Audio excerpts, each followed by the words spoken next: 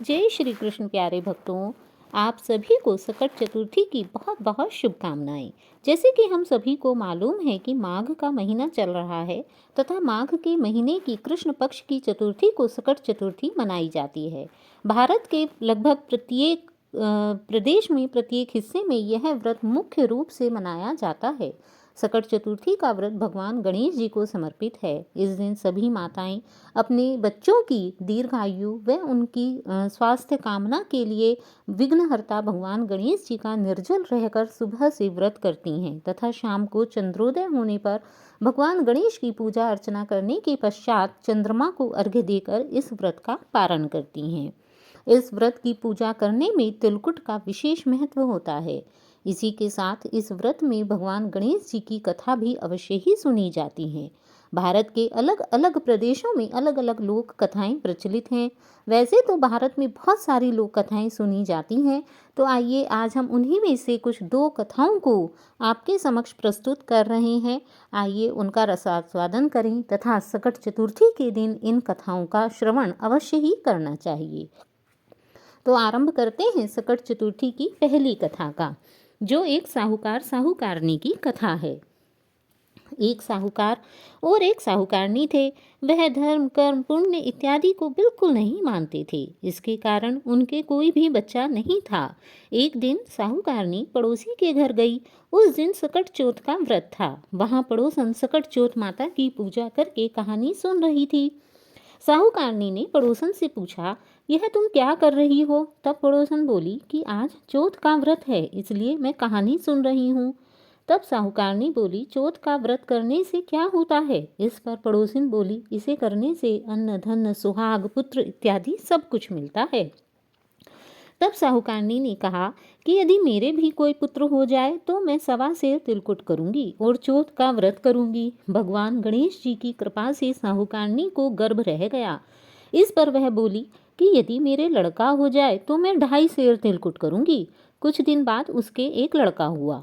अब लड़का होने पर वह कहने लगी, हे चौथ भगवान, आपने मुझे लड़का तो दे दिया, किंतु यदि मेरे बेटे का अच्छी तरह विवाह हो जाए तो मैं 5.25 सेर तिलकुट करूंगी। कुछ वर्षों के पश्चात उसका बेटा बड़ा हुआ तथा युवावस्था होने पर उसके बेटे का एक अच्छी कन्या से विवाह तय हो गया। जब उसका बेटा विवाह करने चला गया, लेकिन उस साहूकारनी ने इस समय भी तिलकुट तथा भगवान गणेश का व्रत नहीं किया। इस कारण चौथ देव क्रोधित हो गए और उन्होंने फेरों से उसके बेटे को उठाकर पीपल के पेड़ पर बिठा दिया। सभी लोग वर को खोजने लगे, किंतु वह नहीं मिला।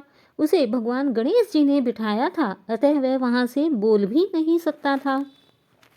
इधर जिस लड़की ने साहूकार के लड़के से जिस लड़की का विवाह होने वाला था, वह अपने घर में ही रहने लगी।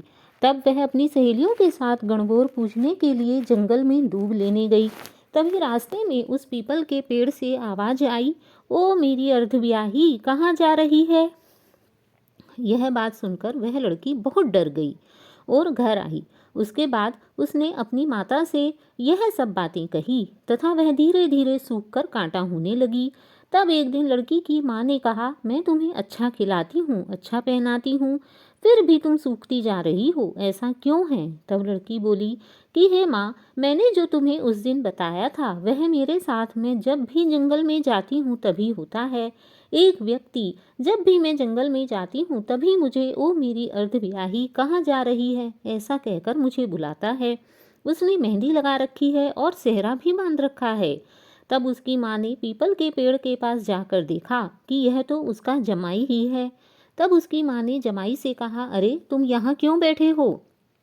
तुम्हें तो मेरी बेटी के साथ विवाह करना था। तुम फेरों से ही उठकर चले आए और यहाँ आकर बैठ गए हो। ऐसी क्या बात है? और अब तुम मेरी बेटी को क्यों परेशान कर रहे हो? अब और क्या लोगे? साहूकारनी का बेटा बोला कि मेरी माँ ने चौथ का तिलकुट बोला था, लेकिन उसे नहीं किया, इसीलिए चौथ माता ने नाराज होकर मुझे यहाँ लाकर बिठा दिया है। इसमें मेरी कोई गलती नहीं है। मैं यहाँ अपनी इच्छा से नहीं बैठा हूँ। कृपा करके मेरी माता को यह सब बातें याद दिलाइए। यह सुनकर उस लड़की की माँ साहूकारनी के घर गई और उसने पूछा कि क्या तुमने सकट चौथ के विषय में कुछ बोला था? तब साहूकारनी बोली, अरे हाँ, मैंने तो तिलकुट बोला था, किंतु मुझे याद ही नहीं रहा। उसके बाद साहूकारनी बोली कि अब यदि मेरा बेटा घर आ जाए तो मैं 2.5 मन का तिलकुट करूंगी। इससे श्री गणेश भगवान प्रसन्न हो गए और उसके बेटे को फेरों में लाकर बिठा दिया। बेटे का विवाह बड़ी धूमधाम से हुआ। जब साहूकारनी का बेटा और बहू घर आए तब साहूकारनी ने 2.5 मन तिलकुट किया और बोली, हे चौथदेव, आपके आशीर्वाद से मेरे बेटा बहू घर आ गए हैं, जिससे अब मैं हमेशा ही हर वर्ष चतुर्थी तिथि को तिलकुट तथा व्रत किया करूंगी। इसके बाद से सारे नगरवासियों ने कृष्ण पक्ष की चतुर्थी को तिलकुट का व्रत करना आरंभ कर दिया। हे सकटचोथ माता, जिस प्रकार आपने उस साहूकारनी को बेटे बहू से मिलवाया, उसी प्रकार सबको मिलवाना, सबके बच्चों के संकट दूर करना, इस कथा को कहने और सुनने वाले सभी का भला करना। आइए अब सकटचोथ की दूसरी कहानी सुनते हैं। कहते हैं कि एक नगर में एक बुढ़िया रहती थी। उसका एक बेटा था। वह जंगल से लकड़ियां काट कर लाता और उन्हें बेचकर अपने घर का गुजारा करता। बुढ़िया घर में रहती तथा घर का सारा कार्य करती। बुढ़िया के घर में अन्न बहुत कम था, किंतु उन दोनों माँ बेटे का गुजारा चल जाता था। वह बुढ़िया प्रत्येक महीने चतुर्थी का व्रत करती और गणेश भगवान से अपने पुत्र की लंबी आयु की कामना करती। एक बार वह उसका बेटा जंगल में लकड़ी लेने के लिए गया हुआ था।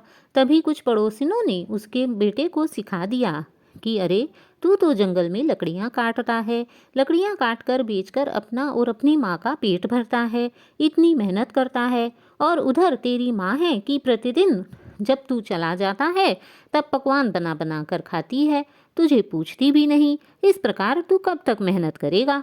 यह सुनकर वह लड़का बोला कि नहीं नहीं, मेरी माँ ऐसा नहीं कर सकती। मेरी माँ तो मुझे बहुत प्यार करती है, वह तो मुझे खिलाए बिना खाना भी नहीं खाती, वह मेरे पीछे से पकवान कैसे खा सकती है? इस पर वह पड़ोसनी बोली, अगर तू नहीं मानता तो देख, कल चौथ है, कल तू लकड़ियाँ काटने मत जाना, घर में बैठकर छिपकर अपनी माता को देखना। लड़के के मन में शक उत्पन्न हो गया। उसने सोचा, चलो इन पड़ोसनों की बात को भी परख लेता हूँ। अगले दिन चतुर्थी का व्रत था। लड़का अपनी माँ से बोला, माँ, आज मेरे सर में दर्द है, मेरी तबीयत ठीक नहीं है। इस पर उसकी माँ बोली, बेटा, अगर तेरी तबीयत ठीक नहीं है तो तू जंगल मत जा, यहीं पर सो जा।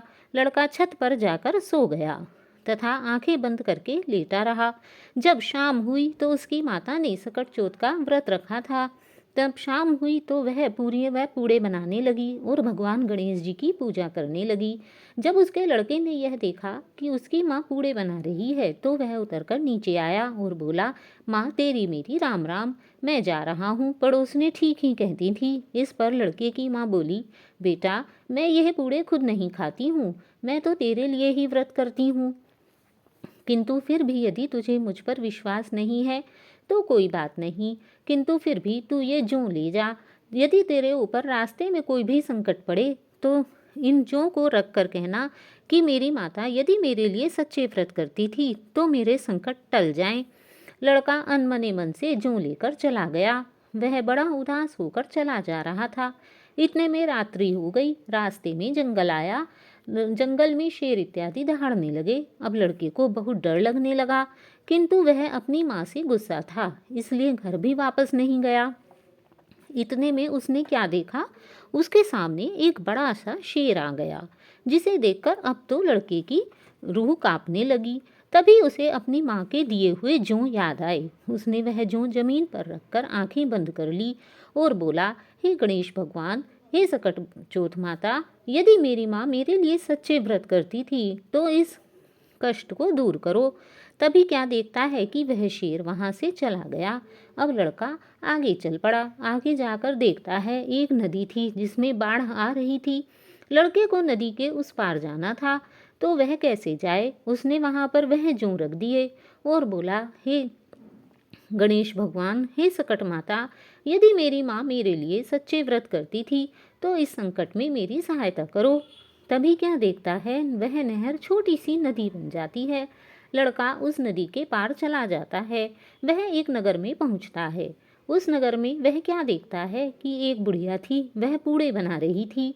तथा इसी के साथ रो रही थी। लड़के को भूख भी लग रही थी। लड़का उस बुढ़िया के पास गया और बोला, हे माँ, तुम पूड़े बना रही हो और साथ में रो भी रही हो, ऐसा क्यों है? तब वह बुढ़िया बोली, अरे बेटा, तू कहाँ से आया है, कौन है?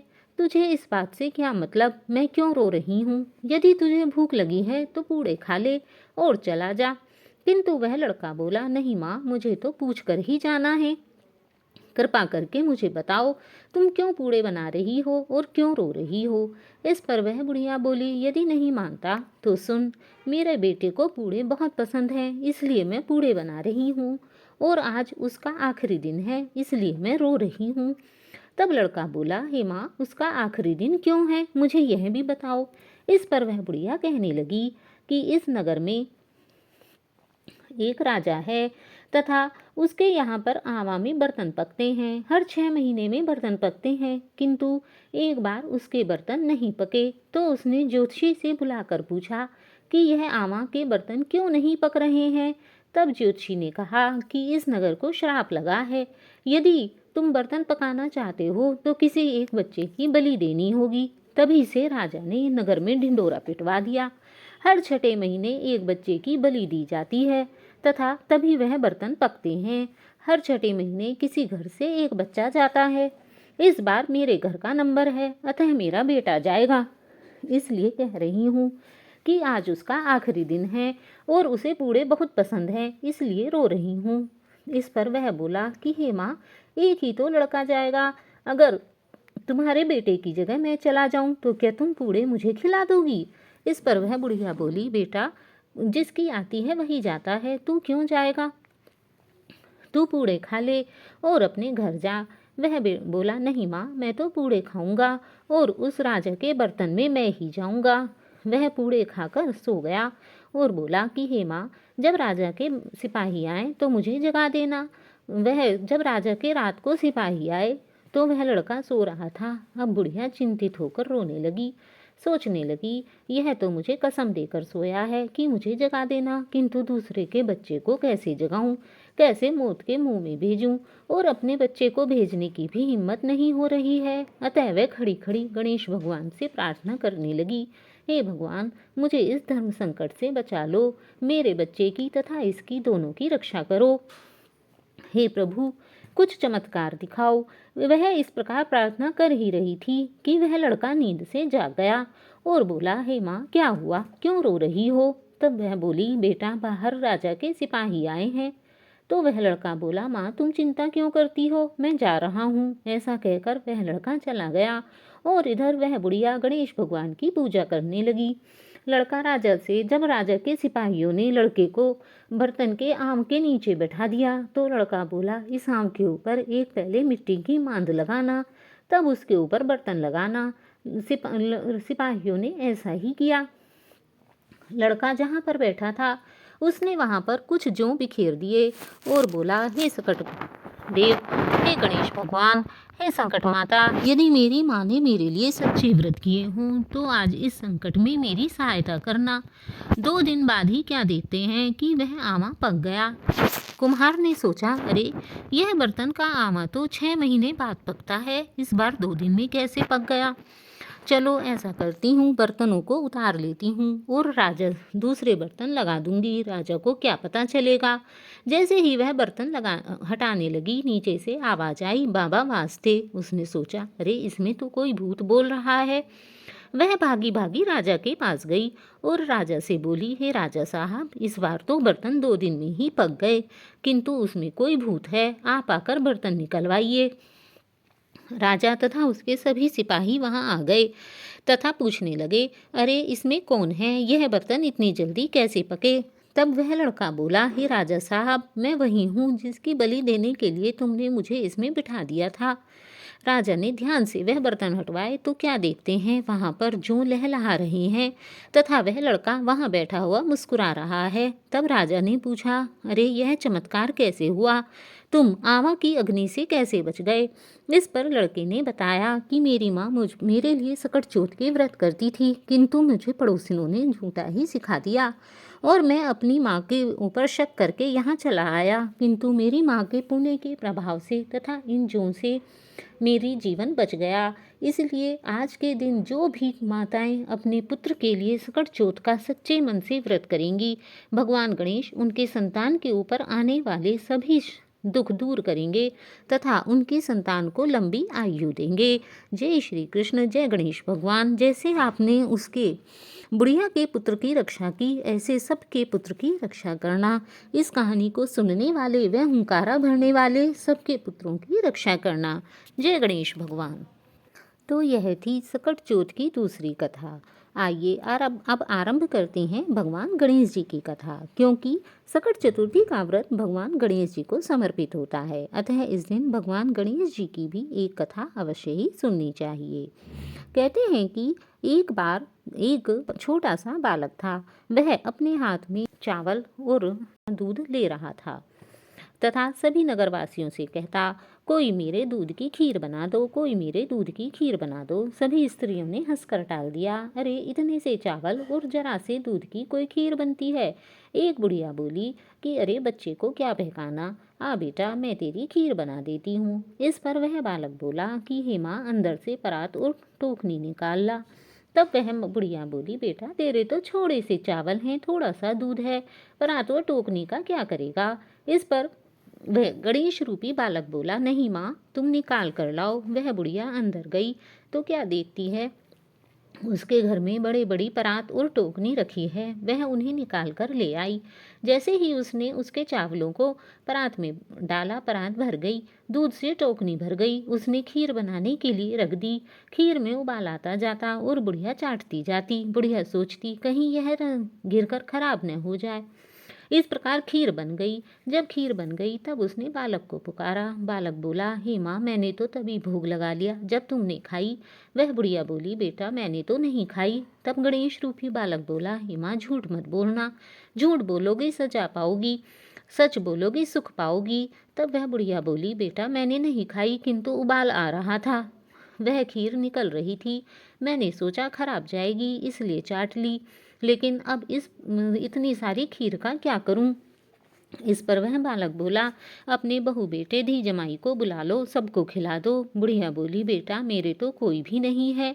तब वह बालक बोला, हे बुढ़िया माँ, आवाज़ तो लगा के देख। जैसे ही बुढ़िया ने आवाज़ लगाई, आगे से बहू बेटे आए, पीछे से धी जमाई आए, सभी बच्चे आए, सब ने मिलकर खीर खाई। अब भी बहुत सारी खीर बच गई। अब बुढ़िया बोली, बेटा इसका क्या करूं। तब गणेश भगवान बोले, इसे नगर में बांट आओ। वह बुढ़िया नगर में बांटने चली गई। लो मेरे भगवान का प्रसाद, लो मेरे भगवान का प्रसाद। सब ने ले लिया, किंतु जब राजा के घर पहुंची, रानी ने प्रसाद नहीं लिया। कहने लगी, रोज तो मेरे घर से रोटियां मांग कर ले जाती थी, आज कहीं से आ गया होगा तो बांटने चल दी, मैं तो नहीं लेती। बुढ़िया अपने घर वापस आ गई। शाम को जब राजा आए तो क्या देखते हैं, घर में अंधेरा हो गया, सारा धन नष्ट हो गया। राजा ने रानी से पूछा, रानी क्या हुआ।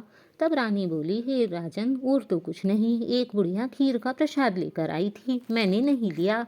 तब राजा बोले, रानी प्रसाद तो किसी का भी वापस नहीं करना चाहिए, वह तो फिर भी ब्राह्मण की बुढ़िया थी।